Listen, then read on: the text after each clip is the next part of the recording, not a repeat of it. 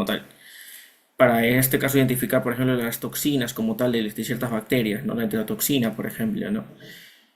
Y como tal, después pues eh, el diagnóstico, no se suele pedir un diagnóstico específico o un examen que dé el diagnóstico final, porque la mayor parte de infecciones gastrointestinales, por ejemplo, se dan su tratamiento empírico para antibióticos. No todas, pero la mayoría son así.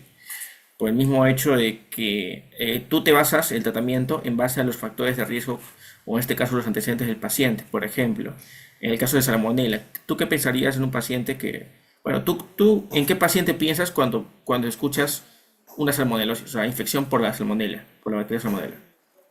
¿A qué lo asocias?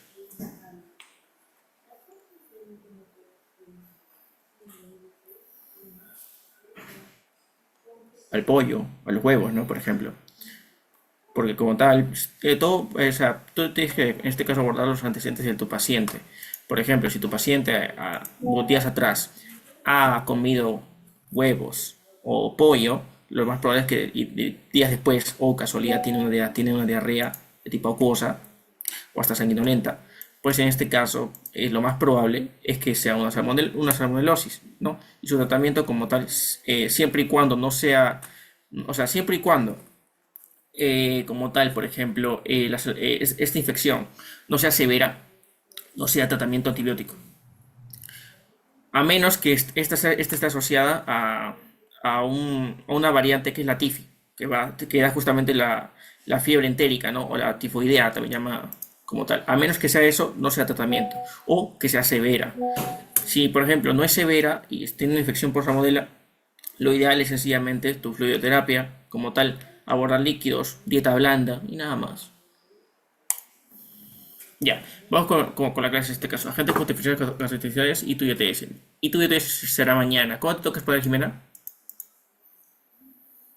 El jueves. El jueves todavía, ¿no? Ya, chévere. Hola Marcelo, ¿cómo estás? Buenas noches. A ver, el jueves, entonces tenemos tiempo. Mañana mismo te hago, te hago lo que queda de I tu IETS. ¿Está bien? Y trataré de abordar más a profundidad la parte de ITU porque es lo que te corresponde para que puedas dar una buena exposición. Ahora, en cuanto a agentes contra infecciones gastrointestinales hay que tener en cuenta diferentes puntos. Primero, la clasificación, ¿no? Porque la mayor parte de infecciones gastrointestinales, que es lo más común que te dé, la diarrea, ¿no? Y la diarrea tiene una clasificación como tal. Dependiendo en este caso las características de esta diarrea, se adhieren acuosas o sanguinolentas. Pero primero, ¿cómo definimos una diarrea? Diarrea, según la OMS, la define como más de tres deposiciones blandas u acuosas por un día o una evacuación más frecuente de lo normal para el individuo. O sea, en este caso, ponte, ¿no? Tú te vas a tener que preguntar en este caso las funciones biológicas de tu paciente, ¿no? Y se, es decir, señor, señora, ¿cómo han estado sus deposiciones últimamente?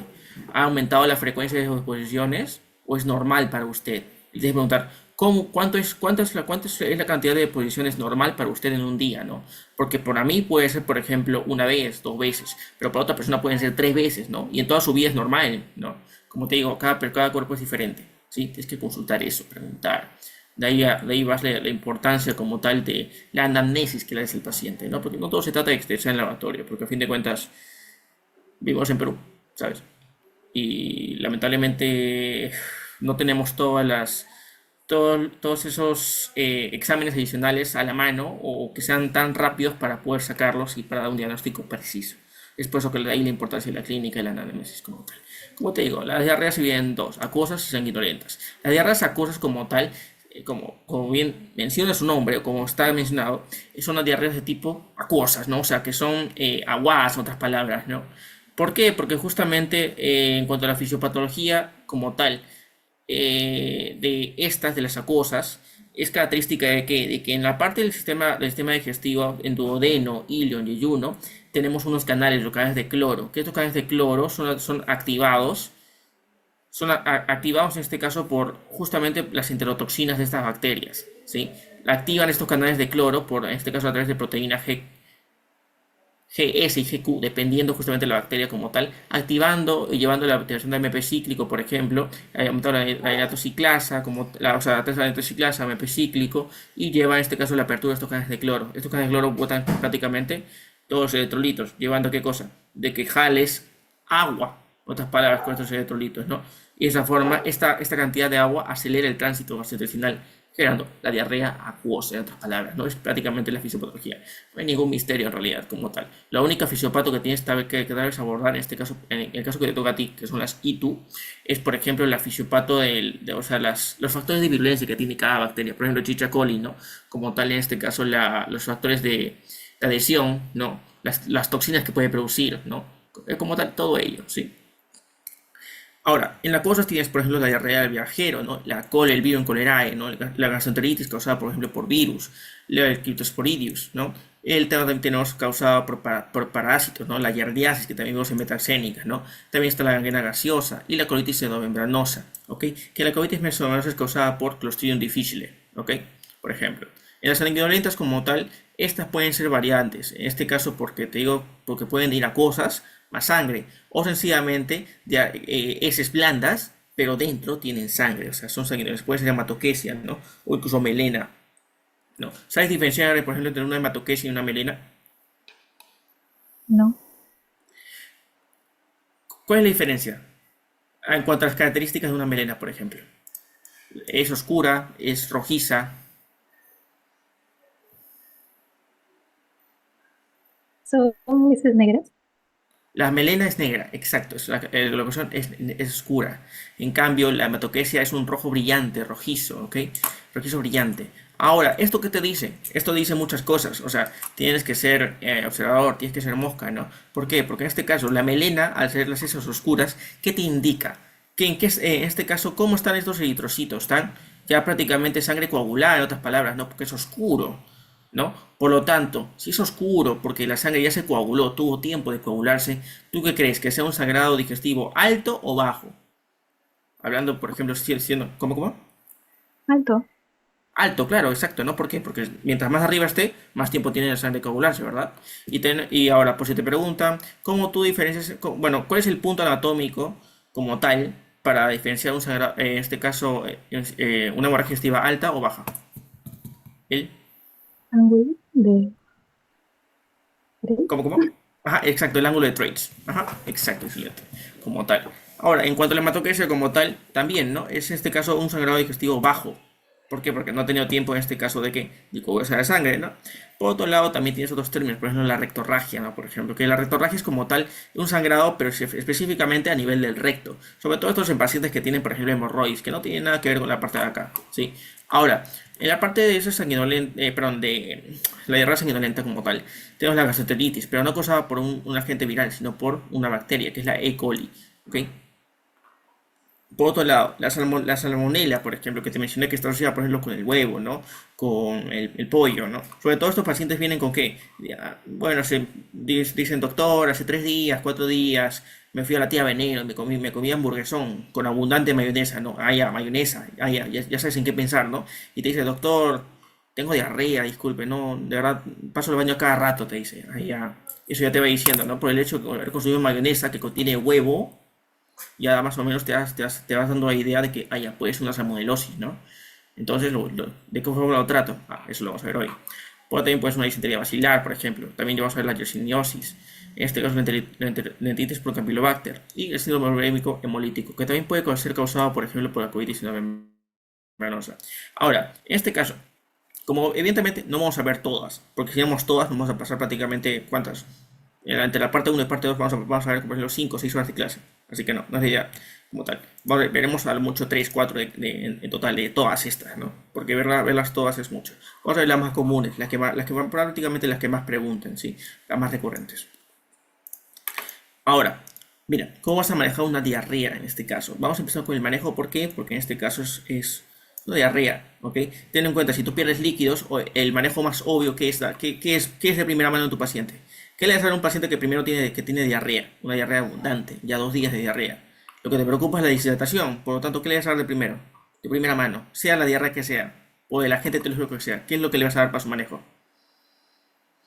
Suero. ¿Cómo? Suero. Exacto, sus electrolitos, agua, ¿no? Tienes que hidratar al paciente, no su suero, lo tienes que hidratar. Porque ¿cuál es el mayor riesgo que corres en un paciente con deshidratación?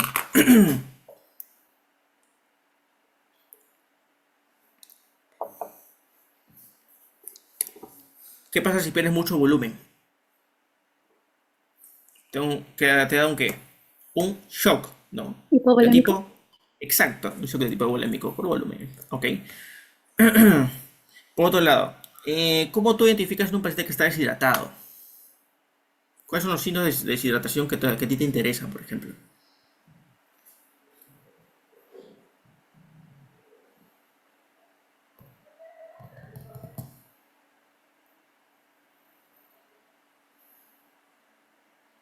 Los párpados están hundidos, los labios secos, se queda en labios, se queda en boca. ¿Qué más? Signo del pliegue positivo, ¿no? Porque demora. Demora en este caso la piel en volver a su constitución normal. ¿Qué más puede haber? El llenado capilar estará aumentado o reducido.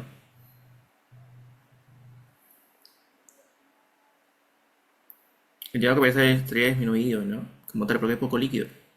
Ahora, por otro lado, en este caso, mira, vamos con el manejo, ¿sí? Ya fuera del lado de preguntar es la parte clínica.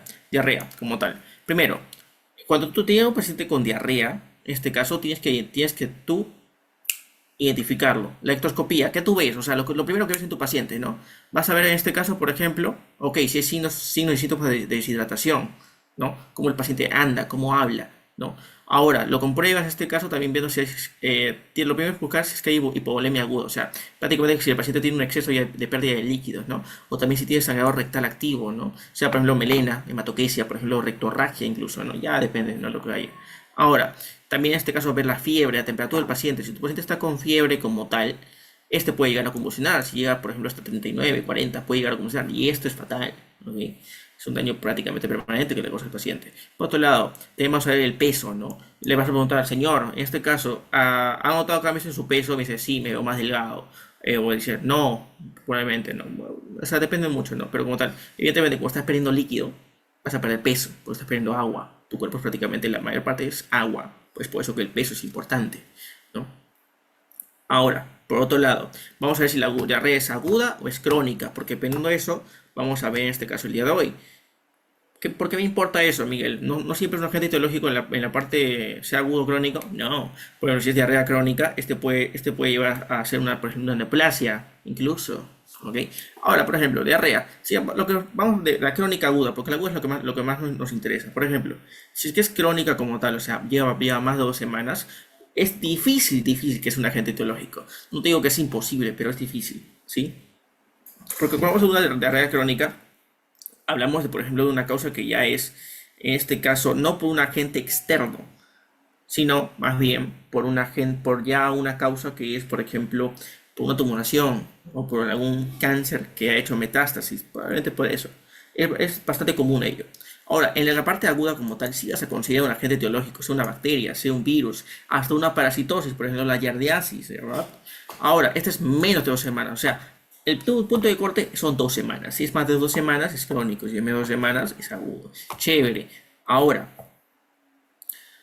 lo que tú tienes que buscar en este caso, por ejemplo, si es menos de 2 semanas, ok, hay diferentes etiologías que pueden darte una diarrea aguda.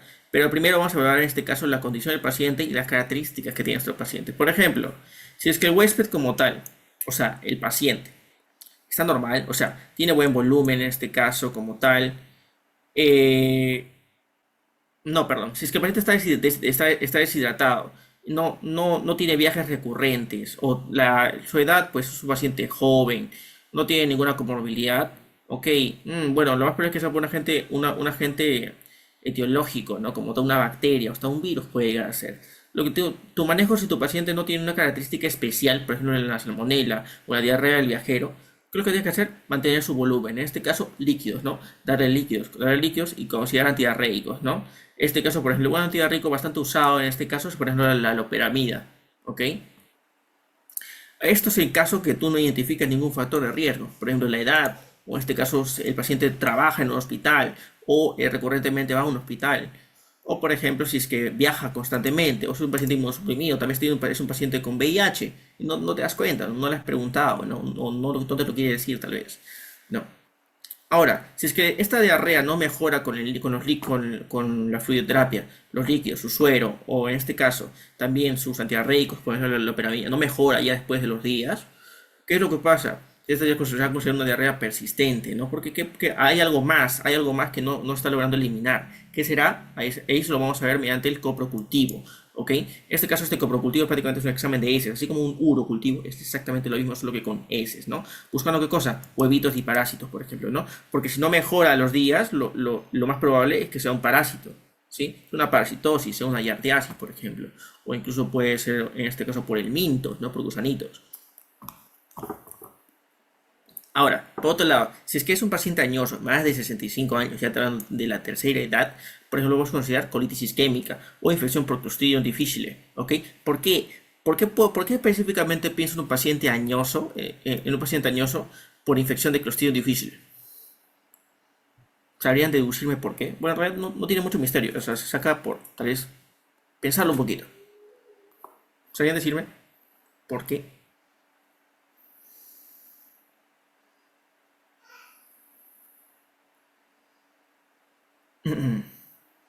¿Por qué en un paciente añoso se puede presentar específicamente infección por Clostridium difficile?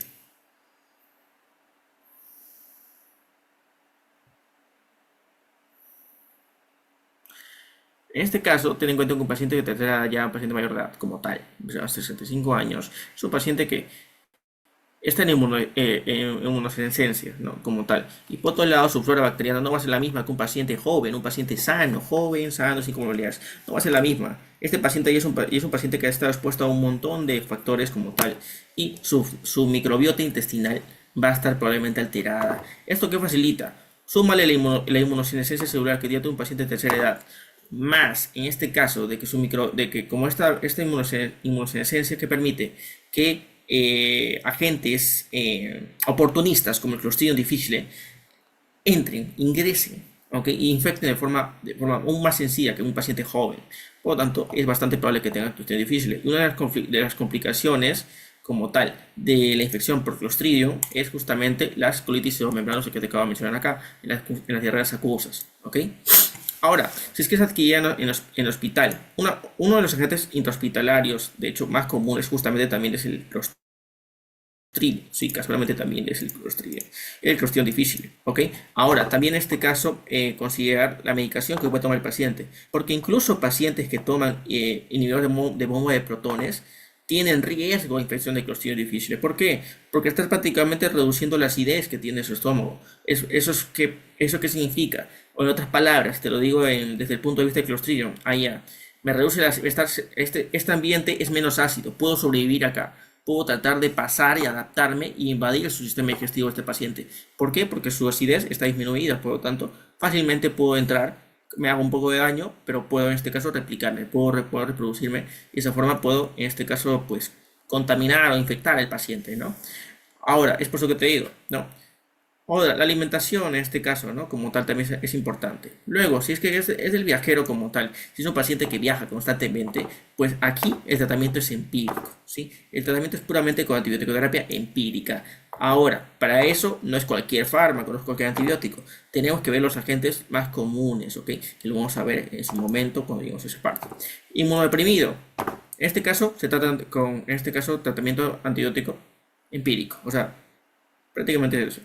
Ahora, se trata empíricamente, pero también en este caso un paciente inmunodeprimido es fácilmente que ocurran en este caso infecciones oportunistas, no solo de bacterias, sino también en este caso de parásitos, por ejemplo, ¿no?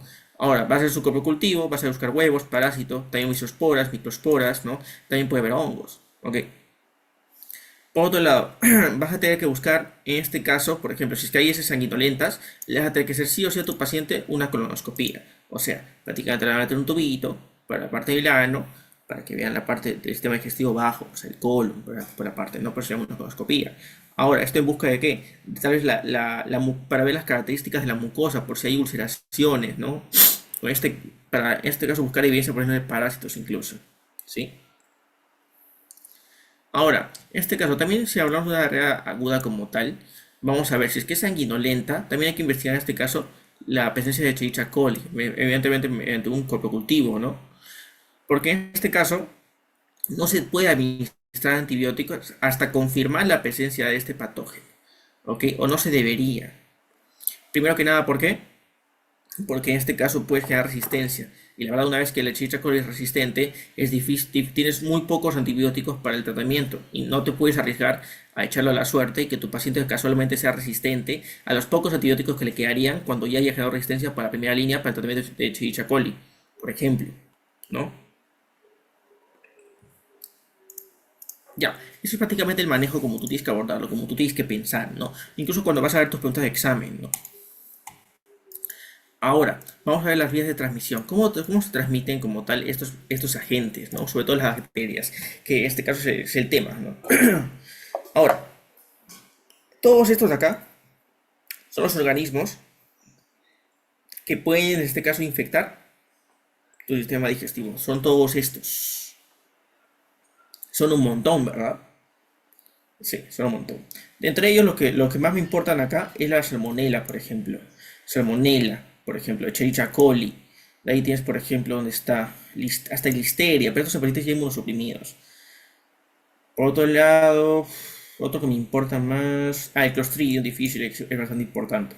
Sí, porque es de los más comunes. En cuanto a los virus que tienes que tener en cuenta acá es el herpes, por ejemplo, los megalovirus. Y en parásitos, los más comunes es la yardiasis, por el consumo de agua contaminada, ¿no? O incluso estamosis lítica por alimentos y agua también, en este caso. Y, a ver, ¿qué más? Ya, eso prácticamente. Ahora, la esquistosomiasis como tal, bueno, no es tan común, son más en esquistosomas más por vía hepática. Ahora, por otro lado, ¿cómo se transmiten en este caso justamente estos agentes de aquí? ¿Cómo se transmiten? Bueno, en este caso, vamos a ver en este caso, por ejemplo, del vibrio cólera o de la cólera, o en este caso de la yardia, por ejemplo, de la yardiasis o el Quitosporium, se transmiten por el agua. Por ejemplo, hubo una época, ya cuando pues probablemente ni ustedes ni yo nacíamos, que donde hubo un brote, ¿ok? De vibrio cólerae. ¿Por qué? Por justamente que en una zona, no acuerdo exactamente cuál, la verdad, discúlpeme, pero hubo un brote de cólera debido a que el agua de los cultivos, o sea, el agua que están utilizando para los cultivos estaba contaminada con, en este caso, el Vibrio cholerae. Y oh sorpresa, esos mismos cultivos lo usaban para poder, en este caso, para poder bueno, cuando se cultivaban estos cultivos con esta agua, como tal, estaban contaminados. Lamentablemente no había una correcta higiene de estos. No se limpiaban, no se lavaban, ¿no? Y hubo un brote bastante grande del Vibrio cholerae, ¿sí? Que es característico del Vibrio cholerae, poseen las heces. No sé si ustedes alguna vez han lavado arroz. Por mi parte sí, que cocino a cada rato. Vibrio cholerae, como tal, genera unas heces en una colación de arroz. Sí, o sea, blancas prácticamente, como si estuvieras lavando arroz para poderlo a calentar igualito. Por otro lado, cuando hablas de aves de corral, por ejemplo, aves de corral, o sea, pollos, gallinas, por ejemplo, ¿no? Hablamos, por ejemplo, de salmonela. Y hablando no solo de probablemente el ave, ¿ah? También hablando, por ejemplo, de los huevitos, que es bastante consumido, ¿no? Tus huevos revueltos, tu pan con huevo, lo que sea, ¿no? Como tal. O incluso, por ejemplo, para lo que se prepara, las mayonesas, las salsas, el ají, ¿no? Como tal, todo esto puede contener la salmonela. Incluso el campylobacter y la shigella, sí, pero el más común es la salmonela, ¿ok?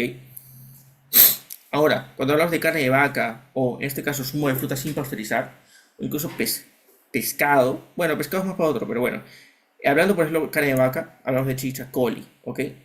La variante enterohemorrágica, como tal.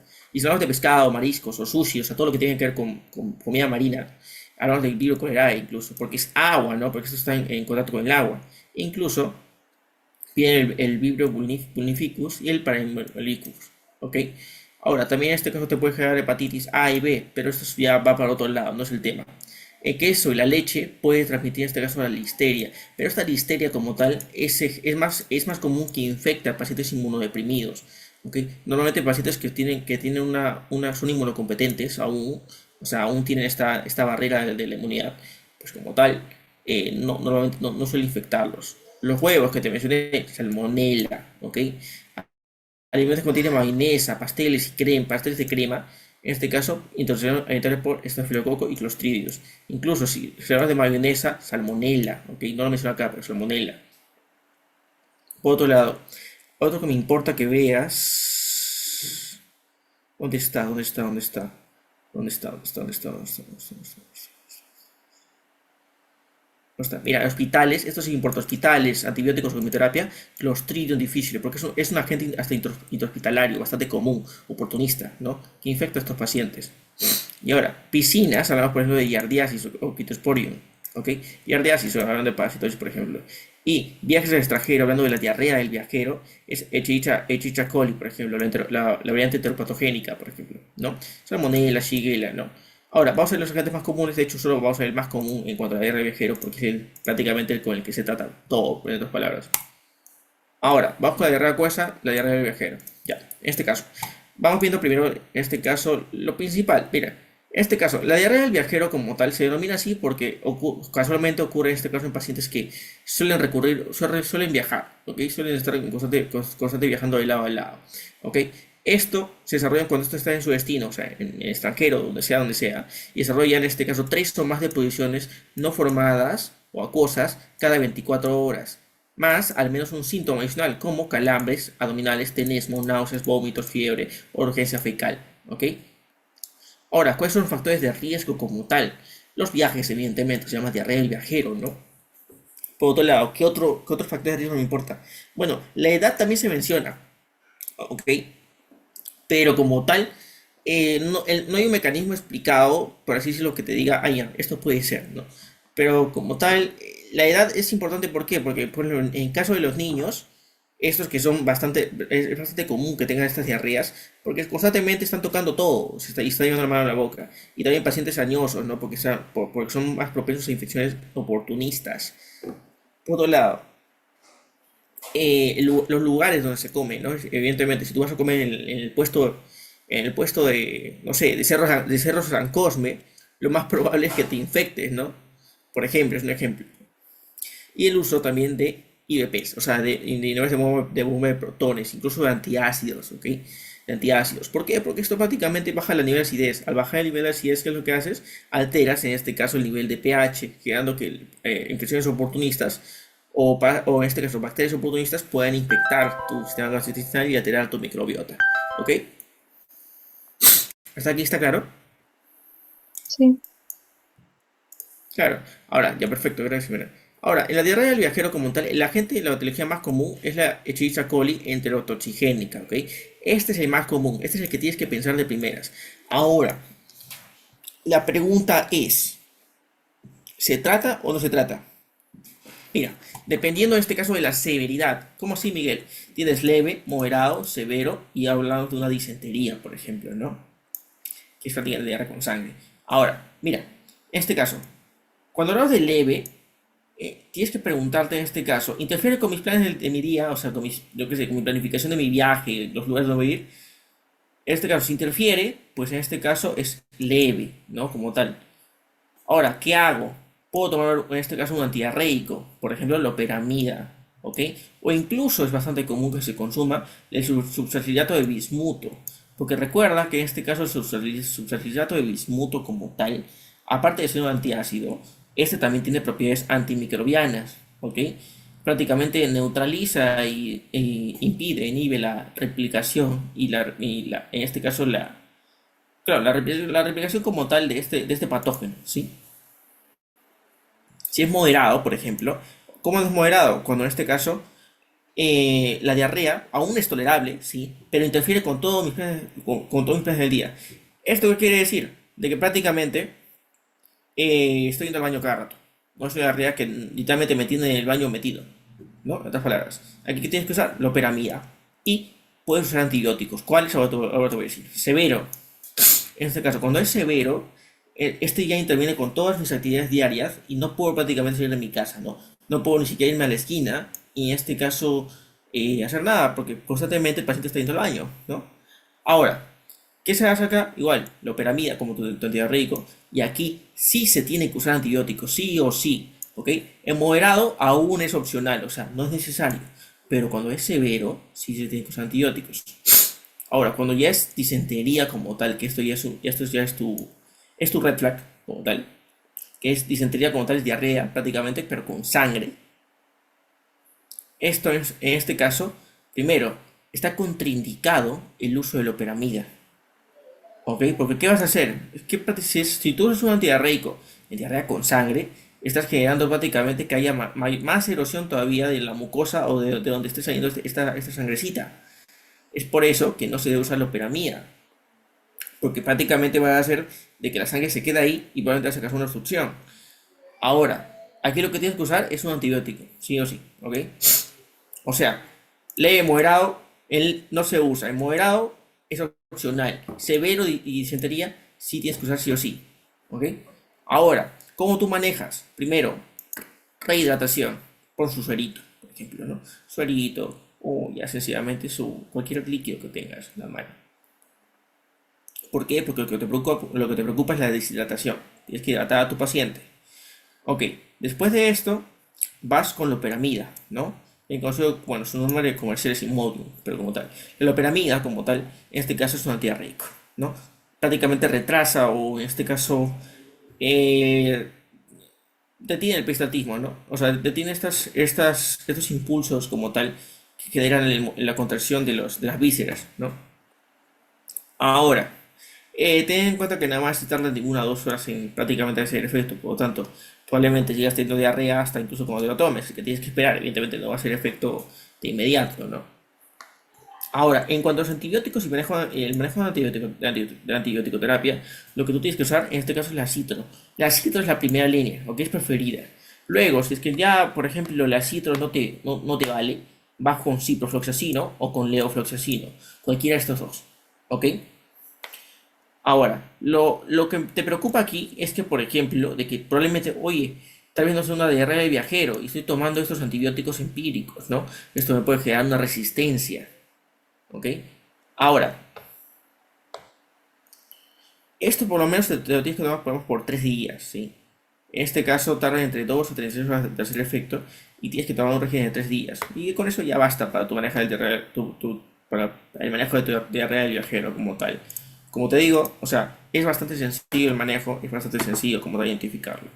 En este caso, sobre todo el dato importante, el dato clave es que el paciente viaja. El paciente, por ejemplo, ha ido a tal lugar. No, por ejemplo. Hasta aquí está claro del manejo de la diarrea del viajero y con este caso los factores de riesgo, cómo tú tienes que analizarlo, cómo tienes que pensar y ver la etiología más común, sobre todo. Sí, está claro. Ya. Ahora, vamos con la colitis pseudomembranosa. En la colitis pseudomembranosa como tal, es causada por Clostridium difficile. Difficile, es un nombre medio raro, bueno, no importa. En este caso, cuando hablas de colitis membranosa, esta es definida por una inflamación. ¿De qué? De la mucosa del colon. ¿Ok? Y esto genera este tipo de exudado, que es de tipo fibrinoide, fibrinoso. ¿Ok? La clínica, ¿cómo es? Es una diarrea acuosa, más de 13 posiciones al día y lleva un olor característico, si no es un olor usual. Ahora, puede contener en este caso moco, o sea, ese es prácticamente con moco, hasta con llevar sangre oculta dentro de las heces. ¿Ok? Ahora, aquí la hematoquesia y la melena no son tan frecuentes, como te digo, es una diarrea de tipo acuosa. Solo aparecería en este caso en cuando ya fuera esta severa, ¿no? En cuanto a severidad. Ahora, es característico que haya calambres abdominales, dolor, náuseas, anorexia, ¿no? Y fiebre y deshidratación también es lo que debe ocurrir, sobre todo la deshidratación. Por otro lado, un momentito.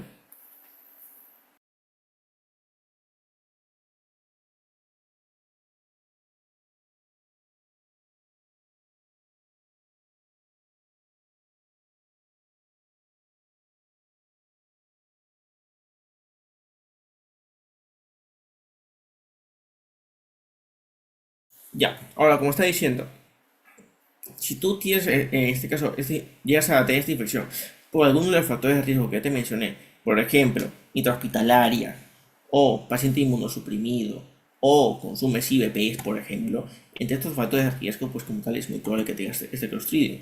Ahora, en cuanto a severidad, no severo, o en este caso severo. Si es que es no severa la enfermedad, o sea, como tal, no hay hematoquesia, no hay melena, ok, chévere, es una no severa. Ahora, aquí ¿qué tienes que ver?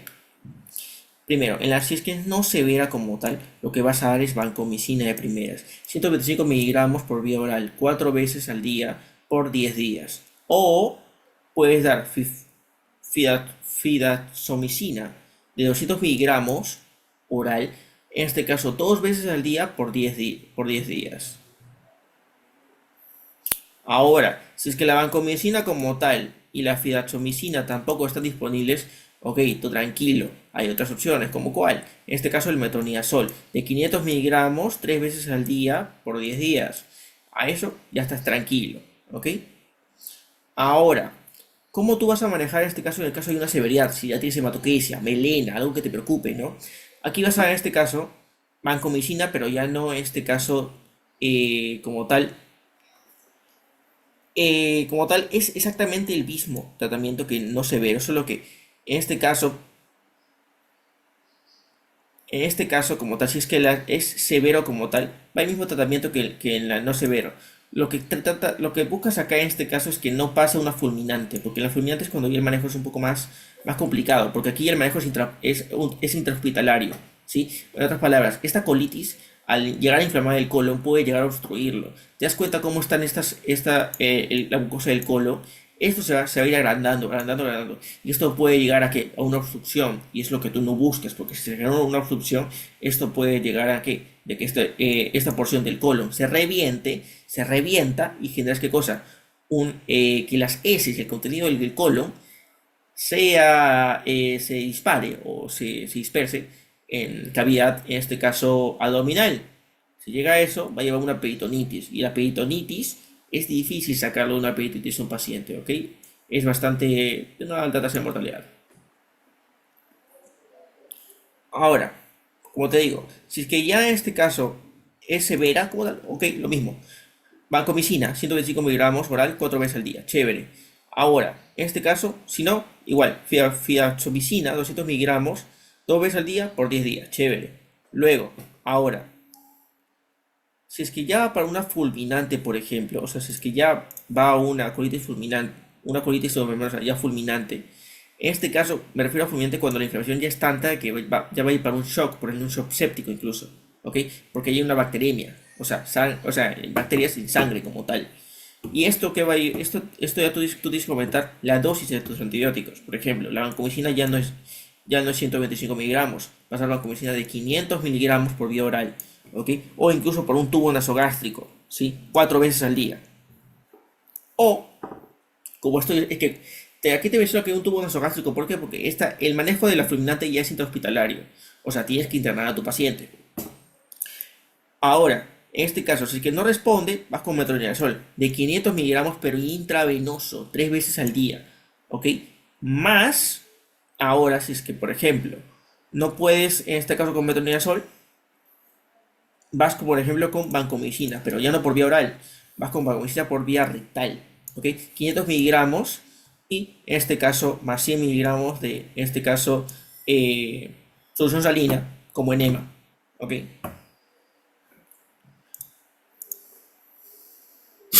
Ya, y eso prácticamente es el manejo como tal de esta colitis membranosa causada por Clostridium difficile, ¿ok? Teniendo en cuenta los factores de riesgo que te mencioné. Porque si te das cuenta, en este caso, para el diagnóstico de esta colitis, o sea, como tal, es su colonoscopía, ¿no? Y para identificar el agente como tal, es su examen, su cultivo como tal, ¿no? Su cultivo corpológico. Y de esa forma, tú en este caso, identificas al agente y con eso también identificas las lesiones, ¿no? Con la colonoscopía. Luego, vas con la diarrea sanguinolenta en cuanto a la salmonelosis. Ahora, en este caso, está asociado ¿a qué? Al consumo de pollo, huevo y sus derivados, ¿no? En este caso, es por eso que a los pollitos se les vacuna contra la salmonela, para evitar de que para evitar de que este pollito al momento de ser consumido pase al ser humano, o incluso los huevitos. La salmonela puede pasar al huevito y este huevito puede estar infectado con salmonela y puede infectar al ser humano en el momento del consumo, ¿no? La clínica, duración entre 3 a 7 días, es una fiebre, en este caso que desaparece a los 2 días, es una fiebre, por decirlo, bifásica, escalofríos, dolores de cabeza, mialgia. Los vómitos son intensos, dolor abdominal, diarrea inflamatoria, acuosa y estar sanguinolento, ¿no? Pues es lo que se explica como diarrea sanguinolenta. Ahora, en cuanto a los mecanismos que tiene esta salmonelosis es importante. ¿Por qué? En cuanto a los mecanismos de adherencia, por ejemplo, tienes las fimbrias. ¿Ok? Las fimbrias como tal le facilitan la adhesión a la propia mucosa del estómago. Hablando, por ejemplo, del intestino delgado. Ahora, un momento.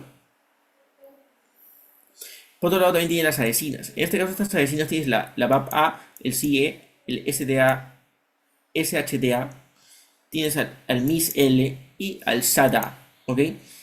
También en este caso las amorosas tienen flagelos, que estos flagelos no sirven para la lesión, pero más bien sirven para el movimiento, ¿no? El movimiento este, o sea, el transporte como tal. Luego, en cuanto a la invasión y la replicación, este depende, en este caso, de un sistema de secreción, el sistema de secreción tipo 3, ¿ok? Que en este caso, como tal, este se va a encargar de prácticamente la replicación de esta bacteria, o sea, de la salmonella. Y también en este caso, estimula como tal la supervivencia y en este caso la producción de citoquinas inflamatorias de la propia infección. O sea, prácticamente agrava todo el cuadro. Luego, en cuanto a las endotoxinas características, tienes la endotoxina, que es el lipid A, ¿ok? Y también tienes las exotoxinas como las citotoxinas y la enterotoxina, ¿ok? Esas prácticamente son los factores de violencia de la salmonella. Ahora, como tal, ¿cómo vas a abarcar un paciente? Como te digo, el tratamiento prácticamente va a ser empírico, ¿sí? ¿Por qué? Mira, lo primero que era dieta blanda y terapia de retención oral. Lo vas a hidratar al paciente, es lo más importante. De ahí, en cuanto a antibiótico-terapia, no vas a dar antibiótico-terapia de forma rutinaria, de forma empírica. No, ¿ok? No se indica normalmente antibiótico-terapia para este tipo de pacientes, ¿ok? Para pacientes que están bien, o sea, no tienen ninguna alteración del sistema inmune. Ahora, en este caso, solo vas a dar tratamiento de antibióticos en pacientes graves, ¿ok? Pero no asociados a tifoidea. O sea, sobre todo, si son casos graves como tal, salmonella no tifoidea, o sea, no asociada a la tifoidea como tal, aquí también puedes dar tratamiento, aquí das tratamiento. Pero en este caso también puedes considerar pacientes de alto riesgo, o sea, alto riesgo, por ejemplo, menciona por ejemplo pacientes inmunosuprimidos, por ejemplo, ¿no? Ahora, en cuanto a los regímenes de tratamiento, te vas a dar en este caso en dos principalmente. De ahí tienes dos alternativas más. Que ahora, en este caso, vas a dar tratamiento de antibioterapia por 7 a 10 días. ¿Ok? Mejor 7. Pero digo, lo más común es 10 días. ¿Ok? Que saber que 10 días. Pero algunos autores ya dicen 7 nada más. Dependiendo también en este caso el cuadro de severidad que te venga tu paciente. ¿No? Y la primera línea como tal son las fluoroquinolonas como tal. En este caso, Cipro. ¿Ok? O en este caso también puedes dar las cefalosporinas, una tercera, Ceftria. ¿Ok? Ahora, como alternativa, por ejemplo, vas a dar puedes también dar tu trimetoprima sulfametazosol, o sea, tu Bactrina, en otras palabras, o también puedes dar tu acitromicina, tu acitra, ¿ok? Como alternativas. Primera línea, fluoroquinolonas, segunda, sucéfalo, o sea, de tercera generación, Ceftria, y como alternativa tienes el trimetoprim, o sea, el Bactrin prácticamente, y la citro. ¿Quedó claro? Sí. Ahora, aquí está prácticamente el resumen, pero de todas las enfermedades prácticamente. Mira, en este caso, mira, aquí esto es lo que tú puedes colocar, Jimena, en tu seminario, estos cuadritos acá. Porque prácticamente te resume todo el tratamiento de todas las infecciones gastrointestinales por si necesitas o por si no consiguen tus compañeros. No sé si dispones solo como tus compañeros, pero me imagino que debes tener compañeros en tu grupito.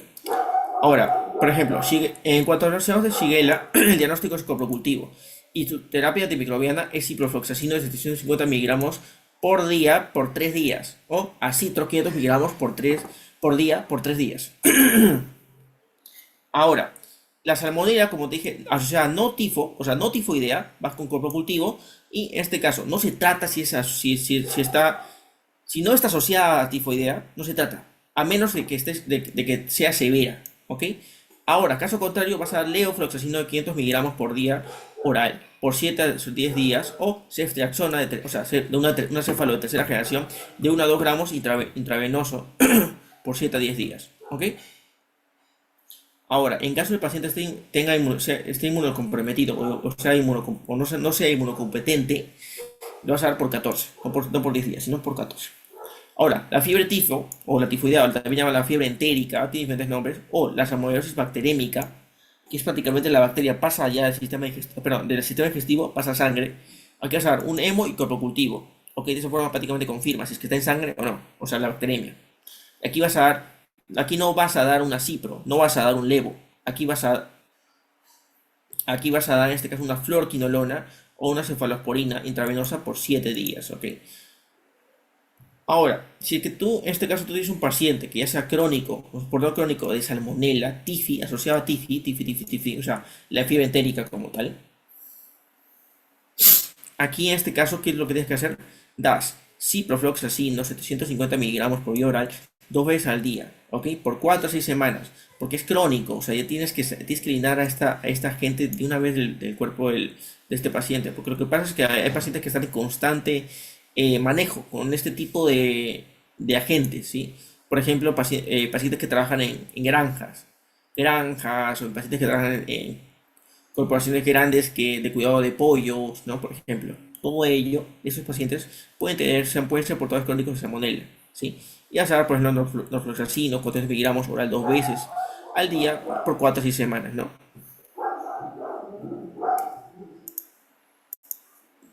Ahora, por ejemplo, Yersinia, ¿ok? Enterocolítica. En este caso, se trata prácticamente como una shigella. Como, en este caso, ciprofloxacino 750 miligramos por día por 3 días o acitromicina 500 miligramos por día por 3 días. Sencillo. Ahora, luego, la E. coli productora de toxina Shiga, prácticamente la enterotoxigénica, en este caso, como tal, aquí si es que es asociada a esta toxina específicamente la Shiga, aquí no se dan antibióticos, ¿sí? Es solo tratamiento prácticamente de soporte, o sea, paliativo, en otras palabras. Ahora, en este caso, por ejemplo, si es que Shiga, esta toxina es específica y la verdad requiere un tratamiento como tal, es resistente al tratamiento de antibióticos, por eso que no vas a dar antibióticos. Y aquí lo que vas a tener que dar es tu diálisis. ¿Por qué? Porque a fin de cuentas esta toxina es característica productora de una insuficiencia renal. Y es por eso que tienes que darle diálisis, elimina la bacteria prácticamente de todo tu sistema. Ahora, por ejemplo, de Vibrio cholerae, el cólera, ¿ok? El cólera es doxi, ¿ok? Doxiciclina de 3 miligramos oral por una vez. Sencillamente, eso es, lo bueno es que el Vibrio cholerae solo requiere una dosis por un día, nada más.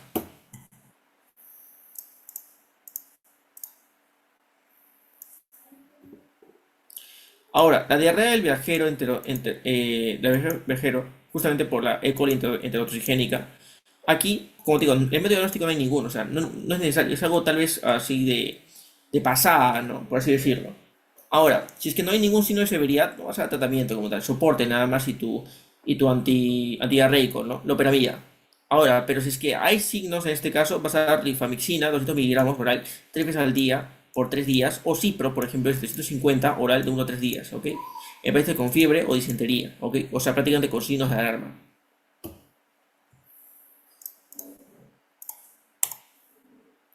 Ahora, aquí hay otra que me interese. Estrangiloides, no, no me interesa. Ya, y aquí está prácticamente el resumen del resto, ¿no? O sea, está todo lo que te he explicado en los anteriores cuadros, solo que, o sea, todo el tratamiento. Y eso es todo por la primera parte. Mañana hacemos la parte de ITU y la parte de ETS. ¿Sí? Por cierto, Jimena, ¿qué vas a abarcar en la parte de ITU? ¿Ya sabes qué vas a abarcar? No, pero tengo que hacer todo lo que tenga que hacer con ITU. Líneas de Ya, tratamiento, los cuadros, todo. ya, espérate. Ahí mira, te voy a dictar, ¿ya? Recording stopped. A ver, a ver. Anota, espérate.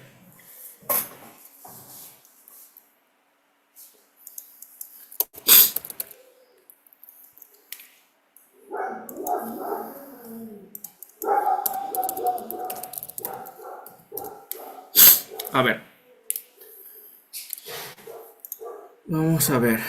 Déjame ver. Ya, mira. A ver, anota. Vas a tener que ver en el tratamiento de... Primero. ¿Dónde está? Ya, vas a ver... Y tu baja primero. Vas a ver cistitis, uretritis y también en este caso prostatitis. Y tu alta, pielonefritis como tal. Esa es la única. También acuérdate en este caso por severidad. ¿Sí? Vas a ver cómo tratar una hito no complicada y una hito complicada.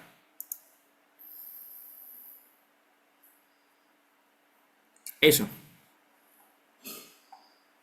Eso es prácticamente cortito. O sea, no hay más. Ya. Ahora, de ahí, espérate, a ver, ya, en la parte de fármacos, revisa la parte, mira, en la parte de fármacos, a checarlo, ¿dónde está?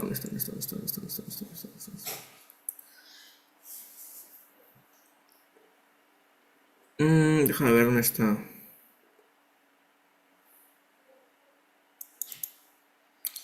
Ah, ya. En la parte de fármacos, revisa la familia de los nitrofuranos, revisa el Bactrim también, revisa la fosfomicina. También como segundas líneas vas a revisar todos los antibióticos betalactámicos, vas a ver específicamente las aminopecilinas y también sí, las aminopecilinas específicamente, amoxi, por ejemplo, amoxicilina, ¿no? En conjunto con ácido clavulánico, como prácticamente su protector. Ahora, también revisa también la parte de cefalosporinas, porque también se usan específicamente la cefodoxima, por ejemplo, o ceftinir, o cefaclor.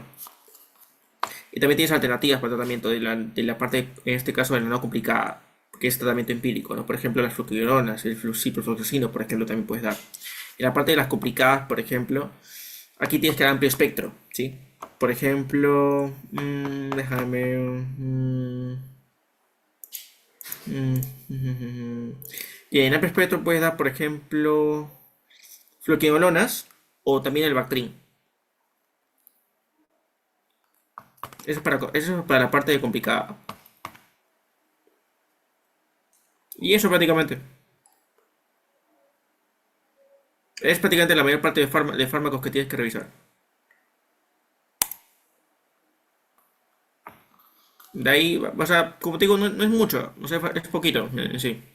A diferencia, por ejemplo, que es lo de gasto, que son un montón de enfermedades y son muchos antibióticos.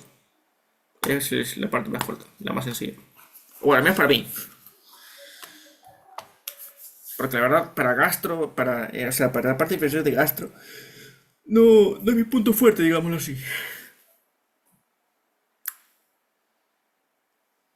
¿Quedó todo claro, por cierto, la clase, Jimena?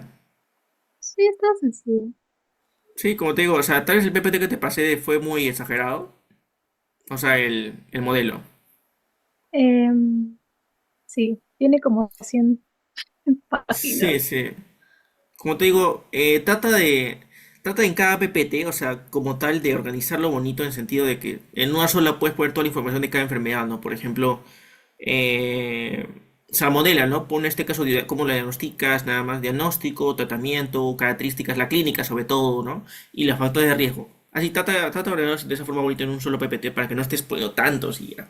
Porque a fin de cuentas no es tan complicado, o sea, solo también, evidentemente, acuérdate de los mecanismos, que volar te pide bastante mecanismo. Sí, volar te pide bastante mecanismo. Bien.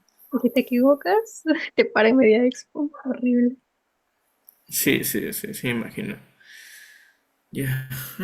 Bueno, esa es la primera parte. Mañana te dicto la parte 2. Síguemela, no te preocupes. Y mañana sí que estoy yo a buscarte tus cuadritos y que necesitas cuadritos para tu PPT. O sea, para asesorarte en lo que necesites. ¿Sí? ¿A qué hora vas a hacer la clase?